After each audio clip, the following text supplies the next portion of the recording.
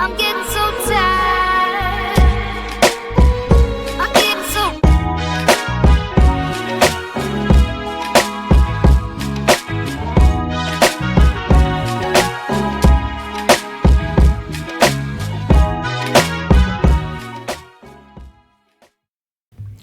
Y'all know what's going on. It's time for another episode of Doing Time with Joe. I'm your host, Joe Baker, and welcome to the show, y'all. Look here, check this out. Kevin has been through it. His mom has been through it. But they're going to get through it. Now, the whole point of this show is to make you understand, or try to help you understand, rather, what it is that a person goes through when they are traumatized and they're trying to get somebody else's acceptance as opposed to working on themselves, right? But let me get to the story, right? Kevin, you know what I'm saying? Time goes by, and you know how kids are. They move on, right? As best they can, or so they think. See, that's what we think. We say kids are resilient, they're strong, they'll bounce back and all this and that, right? But what happens is they bury stuff. You know what I'm saying? They bury stuff. They don't confront stuff. They do what grown folks do. You know what I'm saying? So they can make it, and then they go play and they do them, right? So he became so deeply involved in basketball, he thought, if I just play harder, he'll love me. He'll come back. He didn't mean it. He started to make excuses for his dad because he still loved his dad and he still wanted his dad's attention. That's what grown people do. Why would you think it'd be so unusual for a teenager to do that, a young person to do that, a preteen to do that, as when we're talking about Kevin? But he tried and he tried and he tried. And his daddy slowly came around to where they would talk on the phone once a month. And then it came down to where, Kevin had to call him just to talk. And it was a short conversation. He was always busy, always doing something, not having enough time for Kevin. So he started acting out. And while he's acting out, his mother, she sees the change in him. She sees the change and she starts to wonder what's going on. Wonder what's going on. So she searches his room and she finds some weed in the room. Not a lot, a couple of joints, already rolled. So by her being the concerned parent, she's nervous because, people out there putting all kinds of stuff on them drugs. So she opened it up just to make sure nothing was in it. And then she flushed it. You feel me? Because she was concerned about her son. You know what I'm saying? She wanted to be sure what was in it. She smelled it, but she had to be sure. People out there putting their fin on all that stuff. You got to be careful, y'all. You got to be careful. Young or old, be careful with that stuff. You shouldn't use it at all. So anyway, when he came home, she confronted him. He snapped out. Snapped out, y'all. Lost his freaking mind. Just went off about the whole situation. All this, you know how kids do. You violating my privacy. He don't even know what privacy is. Don't have a clue. But saying all of these different things, but not really understanding what they mean, because all he wanted to do was deflect from what he had done. He couldn't explain to her how that weed was making him feel. It let him forget, at least for that moment, what his pain felt like. See, this is the beginning of the pain becoming so overwhelming, so powerful, that he can't function all day, all night. He's obsessing in his mind about not being loved the way he thinks he needs to be loved by his daddy. He can't get it off his mind. It has become the most important thing in his life. And he was doing everything that he can think of at that age anyway to get the attention that he wanted from his dad, but it never came. So he ended up smoking so he could just forget, turn his brain off just for a little while. So he wouldn't have to think about it. He just wanted some sleep. It became a challenge for him just to get a good night's sleep. So he turned to the weed. Kid, y'all. He's a kid. And by him smoking weed at that young age, he was still able to play basketball. He was still able to perform at a moderate level, right? But it was good enough. Because kids his age, they can run all day. That stuff don't bother them like that. And he's still able to outdo most of the kids because he was gifted at this. I'm telling you. He is flat out gifted.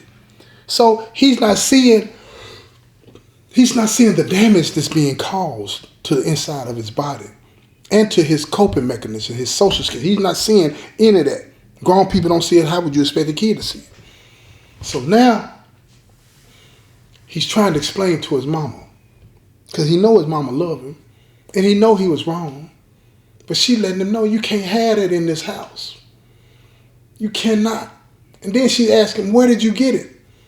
And by then, he'd already been groomed to the codes of the streets. Keep your mouth shut. He wouldn't even tell his mama where he got it from.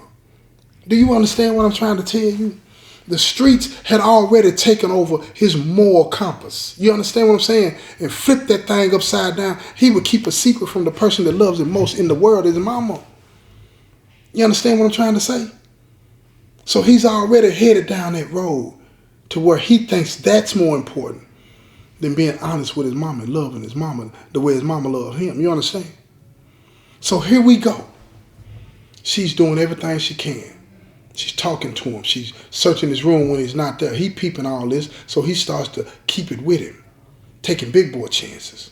Now these individuals that he's hanging around with, he's all on the social media with them, and they kicking it. They got these little secret ways that they can get on there, and the mamas and the daddies, they check it. They can't find out what they got going on. They got these little hidden chat rooms or whatever the case it is. Y'all know what I'm talking about. I don't. I've been here so long, I can't tell you about all that, but y'all know what I'm talking about. So she really don't know who he's associating with. Bad characters, man. Woo. Adults. And one of those adults tells him, look, I need you to do something for me, man. So he's all willing to do it because he's looking for that father figure. All willing. He said, what you need me to do, bruh? He said, look, I need you to hold something for me. He said, what is it? He hands him a gun. He hands him that Glock. He said, I need you to hold this. Don't play with it. He said, do you know how to use this? He said, no. He said, get in. So they got in the car. They headed to the spot, isolated on the outside of the city. Showed him how to shoot it. Showed him how to load it. Showed him all the aspects of it, right?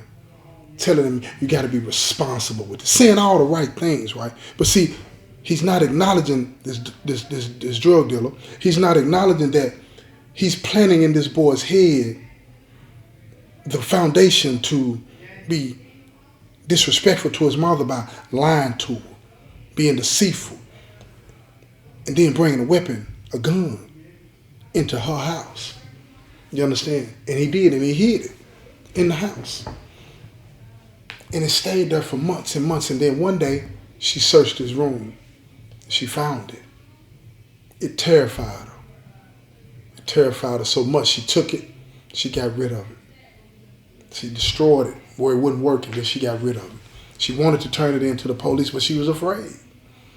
They might ask questions, and then she didn't want her son to get caught up like that because they got everything so criminalized that you can't even go to them with an issue like that and explain it without them saying, well, we got to charge somebody. You feel what I'm saying? It's always about that as opposed to let's get to the problem and figure out why this teenager had it. Now, they want to find out who gave it to him so they can go arrest somebody. They more concerned about that than this. And I'm not saying that might not be a legitimate concern, but right now, her mind ain't on that. She ain't trying to be the police. She's trying to be a mama. So she gets rid of it. And when he comes home, she snaps out. Snaps out. She gets all up in his face and it triggers him. It triggers something in him because he was like, I'm not going to be beat like I was before by my daddy. And he's way smaller than her, not able to do anything and all these old kind of things, right? So he looks at her and he said, no, I can't let you hurt me. And that triggered something in her mind, right? And she remembered what he had been through. So she reached out to him and she hugged him. And she reached out to him and she hugged him and she told him, she said, look, I'm not going to hurt you, but I need to talk to you. And he said, talk about what? He was shaking, y'all. Talking about he was shaking, scared, crying. It made her cry. And she said, I found something in your room. He knew exactly what she was talking about. And he immediately said, I'm sorry, Mama. And he said, where is it? What'd you do with it? And she told him, I got rid of that. It's gone. I'm gone. So he got immediately scared because it didn't belong to him. So she peeped at it. She said, what is it? And he told her the situation. And she said, look, you tell him if he got a problem with what I did to come and say something to me. And he told the dope boy that, and the dope boy said, nah, it's cool, don't worry about it. But see, the dope boy, he was trying it. He wanted to see what he could get away with. He was trying to plant roots in that house, right? Because if he could hide a gun and get away with it, he could hide something else. You understand what I'm trying to tell y'all? But he seen that he wasn't able to do that, and he didn't want no smoke. He didn't want to kick up no dust because he didn't know if his mama would have went to the police or not. So he just left it alone. He left it alone. So now his mama, she's way worried and concerned about him. She said, I need to get you into some therapy. And he was open to it. He didn't really understand what that meant. So he went to the therapist, and while they're, you know what I'm saying, doing their thing and talking to him and all this and that, he learns real fast. He learns real fast that he can't open up like that. He can't. If I open up too much, then they're going to see how ugly I am. His moral compass is so messed up, he's hiding from himself. He don't even like the person that he's become. And he's still longing for that relationship with his pops. He needs it. He's got to have it. He has to get it. But he's not getting it. So he tells his mom he don't want to go to therapy no more, so she takes a break and tells him, okay, that's fine, but if you got anything you want to talk to me about, always come to me. She said, don't go into those streets. She knows what's going to happen to him if he goes deeper and deeper into those streets. That mindset. She knows the danger. And she's telling him, I got you. Just trust me.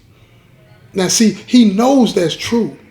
But that's not what he wants. He knows he has her love. He knows it's not the problem. The problem is the love that he's not getting. And when you get locked in on something like that and you obsess on something like that, you forget about what you got and you think more about what you don't have. And that's what you try to get. And that's what he did.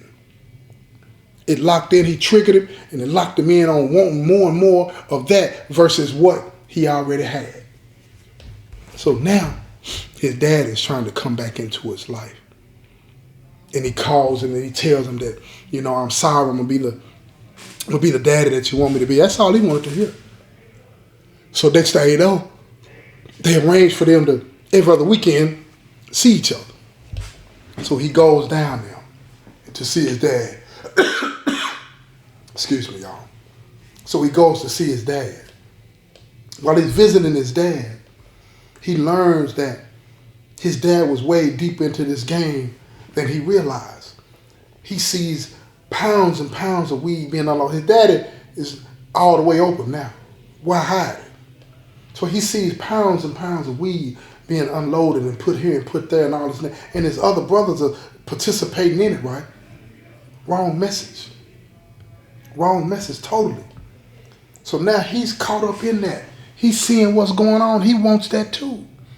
Daddy loved him. That's how he'll love me. So he tries to get involved in it.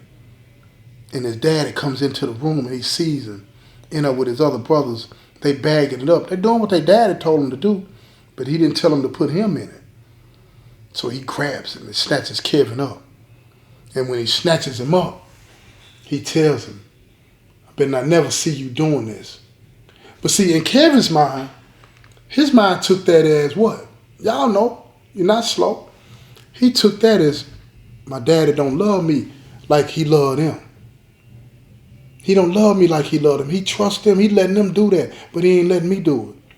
But see, what Kevin don't know, his daddy, their daddy is making them do that.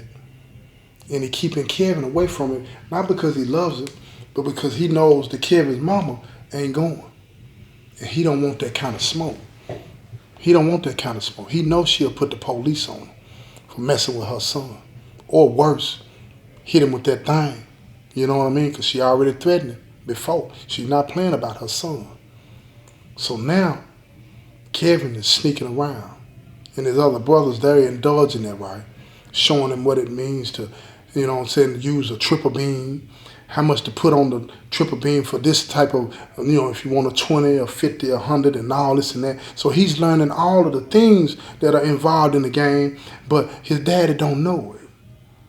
But his brothers are teaching him this. This has been another episode of Doing Time with Joe.